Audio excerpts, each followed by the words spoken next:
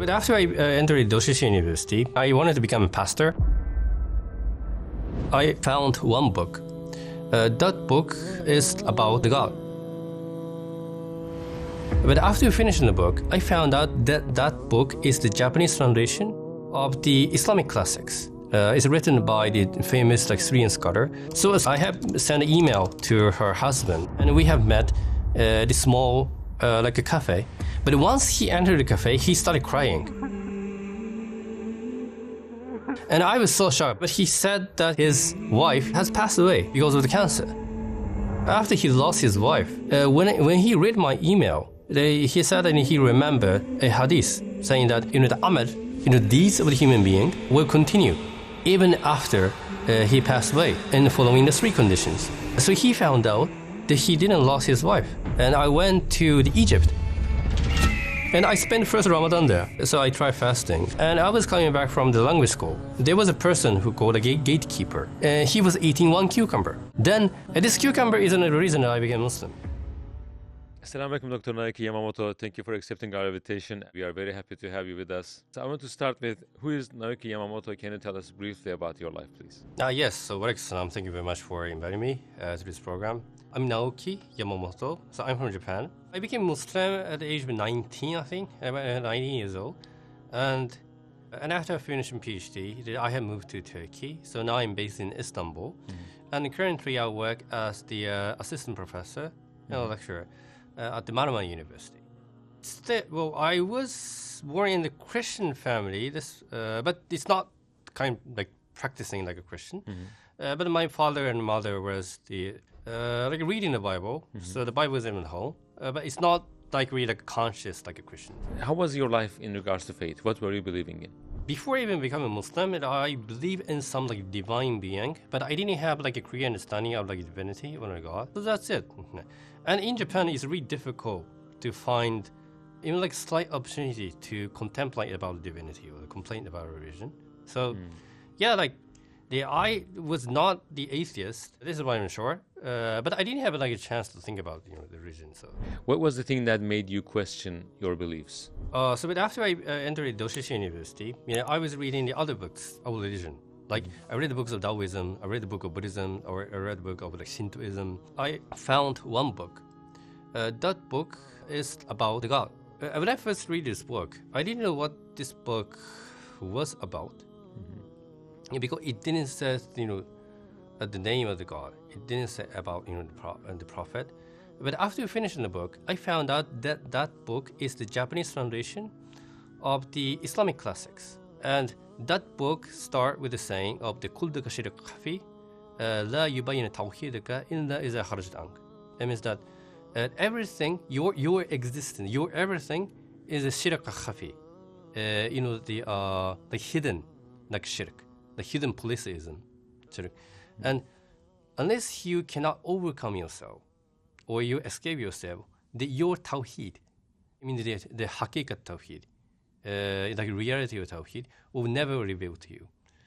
So this is the result of tawhid. The main aim of result of tawhid is that how superficial this dunya is, and how superficial that our ego is, and how superficial our existence is, and how important for the humanity to know this reality and devote ourselves to one God, to Allah.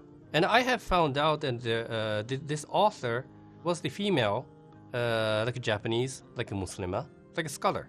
And also I found out that her husband was working in the same university. And I thought this is kind of a message. The English we call is a calling. And before that, I never had really structured education about religion.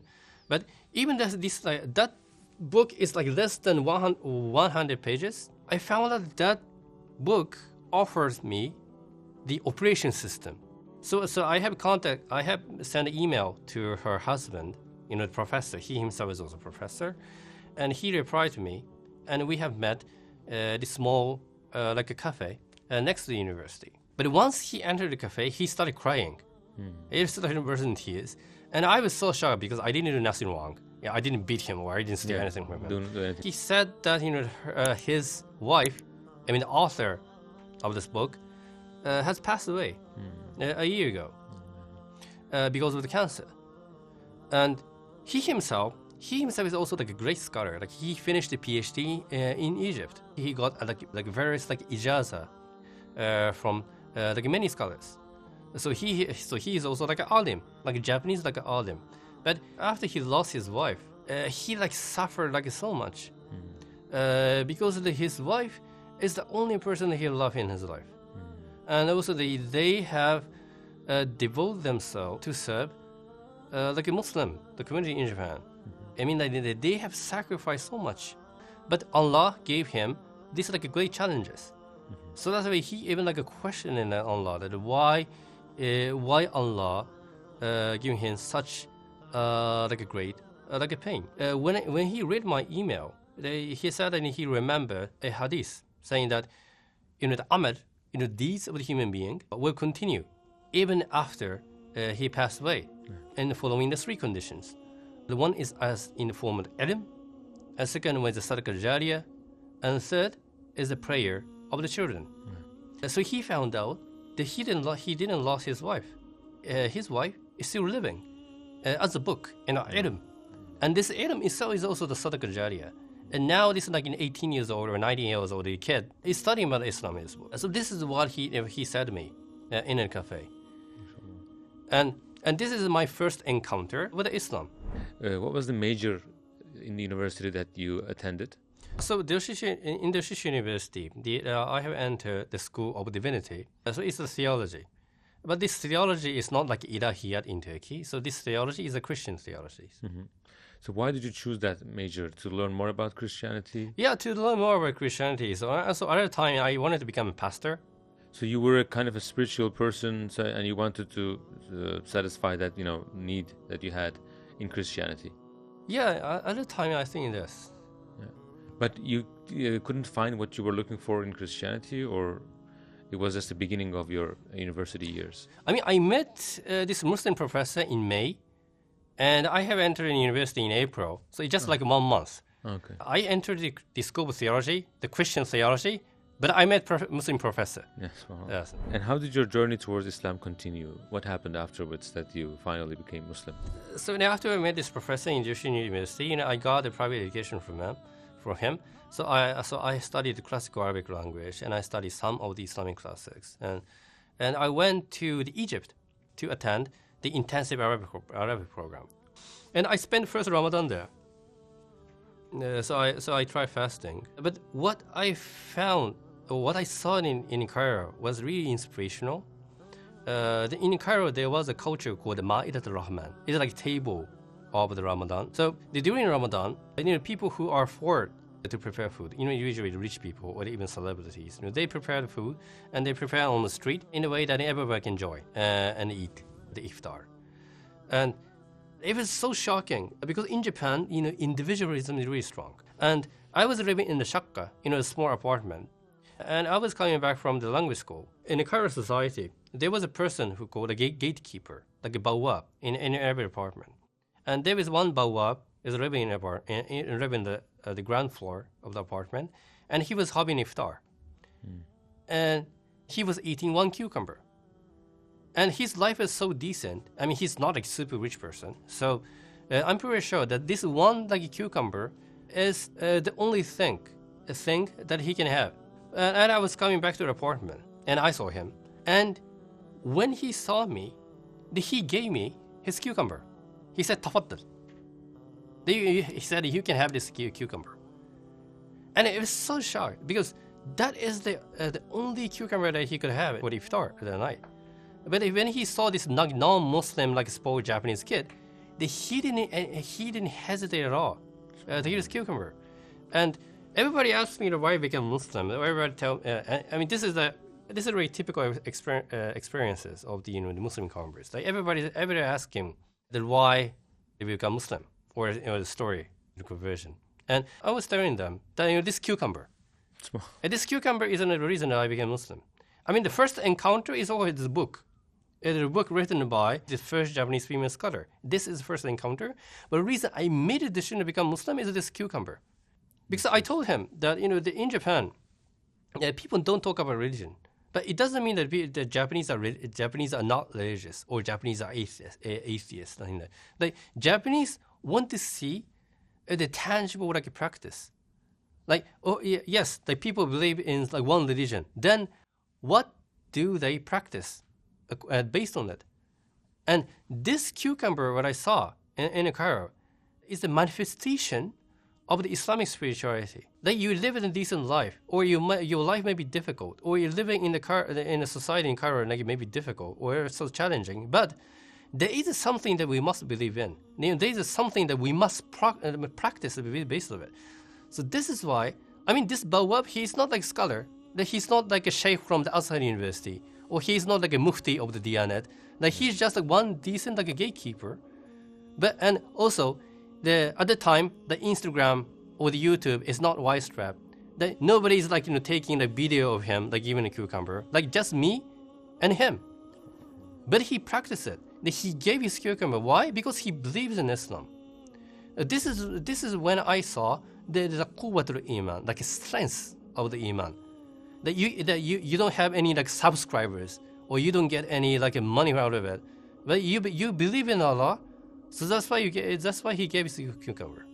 So in my life, I can clearly say that is the moment that I am convinced that this Muslim believes in Islam. The Japanese want to see like practice, like application. Because right now, for example, like there are so many like TikTok celebrities or I don't know, like YouTube, like Imam or Dawi or something. If you only like rely on words, it remains at a really like superficial, like discursive like level. And even when we read the Hadith or we look back on the life of the Prophet, what he emphasized is, of course, like calling to Islam is inviting the people toward the right like faith.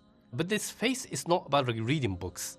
This faith is not about like giving lectures. So this faith is not about like giving like a khutbah in a jami. Of course, these are all the important things. But this faith, or just like give like one slight love or like compassion to the people who are in the difficulties. This is also like a religion. Like this is also their faith. And then what happened that you became Muslim finally? Oh yes, so I became Muslim and I went back to Japan. My professor has a friend in Azhar University, and I went to the Darul Ifta and I said Shahada, and that's it. But this really important thing is that the people expect some like a Iron Man or Spider-Man transformation from the like Muslim converts. How I met like a great sheikh and I'm touched by his iman, and when I say Shahada, like nur come into my heart. And everything looks so shiny. Of course, it may happen, but it didn't happen to me. Mm-hmm. But it is just I said Shahada and become Muslim. Mm-hmm. Like as I said, like, I'm not Spider-Man. Yeah, sure. And I'm just like ordinary human being. I became Muslim. Yeah. What was the time duration between this cucumber moment and your Shahada? Like months or years? I think like 2 or 3 days. Yeah. This happened, and 2 years later, you became Muslim. Yes. Oh, mashallah. Wow. What impressed you the most about Islam? What is most about Islam? This cucumber. Like, I mean, so just you will see how individuals in Japanese society is. Really? Like, I'm sure like nobody's give a cucumber. They will keep it to themselves. I guess. So, have you ever experienced an extraordinary event where you felt that you had a special connection with maybe your praying being accepted? In the most dire need, you had help? Yes. I think when I felt a special connection with Allah is that this is the problem in humanity is that we always think that we are the center of the universe. That it means like we always think that we will do something like do great, or we will bring goodness to the Muslim communities. When I became Muslim, I thought I must do this to the Muslim communities, or without me, it's gonna be. I mean, who can do this without me or something like this kind of like a mindset, or like. I believe that there are so few like Japanese Muslim intellectuals in Japanese society, so that's why I need to make effort to show the guidance of something. That's kind of like arrogance. I mean. As the Eternal Passenger Women Volunteer Team, with your help, we have already inspired many people to embrace Islam, wear hijab, and start praying. You can support this effort by clicking the Super Thanks button or donating to our Patreon to change even more lives, inshallah. Because we believe that changing one woman's life can shape the future of an entire generation. I'm not saying this is arrogance. The other time it's pure intention. But when you grow up, you start to understand that there is a limitation in individual and the power. There are some like imam or like Muslim scholars who believe that they are the ones who bring like a goodness to the communities, but those kind of like mindset is a fake. It is a fraud. And Allah will decide who will be guided by Allah, who will be misguided, and we just know those big pictures. And this is something that I could never understand when I just become like a Muslim. What are the biggest problems of Japanese society you think that Islam can solve? I think biggest problem is just loneliness. Yeah. I mean, this is really a serious thing. In Japan, suicide rate is so high. At least like 20,000 people are going to commit suicide. Like 20,000. Like it's so many. Yeah, year. Like this is unimaginable. Like 20,000 like people. Like this is almost like a civil war or something. And we don't know how to solve these issues. Now, because I saw there are so many young Japanese people who are like visiting masajid, mosque and masjid, or the Muslim like Dawah center or something, to see the human connection. And there was one of our friends, he's a professor, and he was working in a cafe, and he was studying in a cafe, and there was one guy, talked to him, and they had a small conversation in a chat. And after the conversation, this Japanese guy said to him that, thank you very much for this kind of good conversation.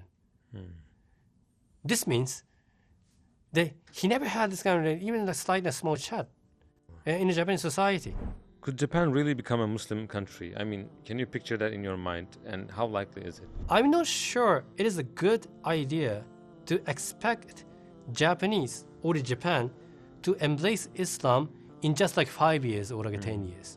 Like it might happen because Japanese population is decreasing, and now we have like lots of like the foreign immigrants coming to Japan. Yeah. So it might happen, but I'm not sure this is a good thing or not. And what is more important is not just like becoming Muslims or becoming a Muslim country. Because look at the other like Muslim countries. There are so many Muslim countries which are so corrupted, and also look at the non-Muslim countries. There are so many non-Muslim countries which are so corrupted. So what is important is that if we can build an intellectual heritage, in Islamic intellectual heritage in the Japanese societies. Like if those Muslims can show some new creativity to the Japanese societies, then what we must show is like this uncompromised spirit or the power of the intellectual like tradition to the Japanese society. What impressed you the most about the Prophet ﷺ? I think what I was impressed about had the power of resilience. Especially in the time in the Makkah, not the time Medina. Like when he was like the minority, the people don't understand what he was doing. Like this power of resilience is something that we miss right now. Just remember how many years the Prophet made a dawah in the time of Makkah. I mean, even the Prophet have faced such difficulty. And look at us, like we are Nescafe people. Like we cannot see the outcome within 5 minutes or 10 minutes. Like we started to like blame or complain. Dr. Naoki Yamamoto, thank you so much for sharing your story with us. Thank you very much. Insights with us. Hope to meet you again in another project, inshallah. Inshallah.